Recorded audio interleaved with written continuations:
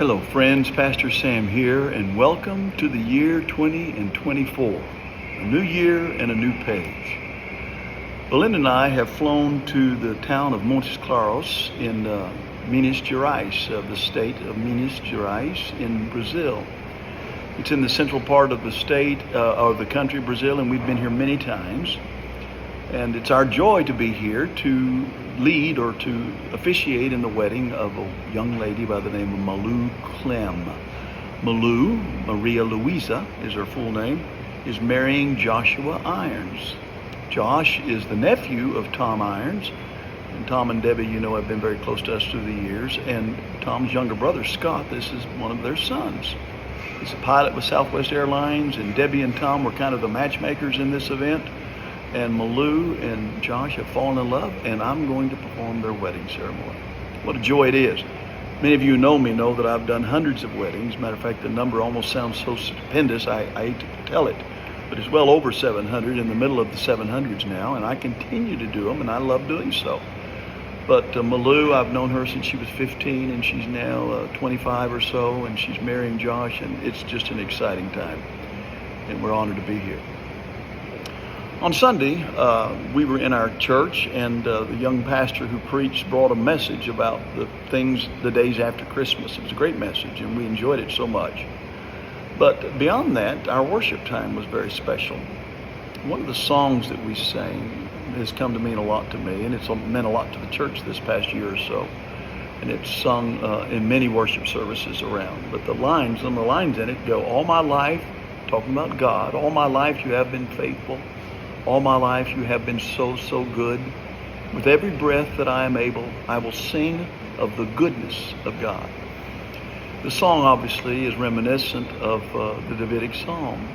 The Lord is my shepherd, I shall not want. He maketh me to lie down in green pastures. He restores my soul, At the end David says, surely goodness and mercy shall follow me all the days of my life, and I will dwell in the house of the Lord forever. Reflecting on that, I know and you know that our circumstances in life are not always good. And they weren't for David either. David was a king, but he was a man who had trouble along the way of his life. But when he said those words, we often think he must have been in a good spot. We cannot know that for sure. We know that David also went through some tough times. He was pursued by Saul. He was hid himself in a cave, you know the story. And David's life was tough. He had a son that went against him and was killed. And David grieved over that. He actually was culpable in the death of one of his key generals so that he could actually have that general's wife. This was a man who was fallen in many ways. But yet he wrote the words, surely goodness and mercy.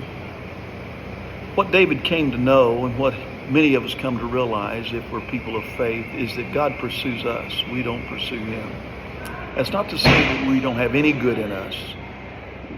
But truthfully, we are sinners who don't really run toward God. And what goodness we do have is a goodness that's given as a gift from God. And here's what I would say to you. As I sat there Sunday and listened to that song being sung, all my life you have been faithful, I just began to weep because I looked back over my life of 73 years and I imagined what my life would have been like had I not had knowledge of God's love and mercy and grace in my life. And it's easy to think that because I'm a pastor, things have always been good for me and perfect, but they have not. I've had difficult days. I've had things that have happened in my life that I'm not happy about, I'm ashamed of. Failings that have occurred. But like David, I can sing that song, goodness and mercy have followed after me, because God has pursued me. God's grace has brought me through more things. And rather than have my circumstances push me away from God, because of his pursuance of me, they've only drawn me closer to him. I look back over my life, and the only good thing I can say about any decision I would make is that in my life, when difficulties have come and good times have come, rather than turn away from God, I've turned toward him.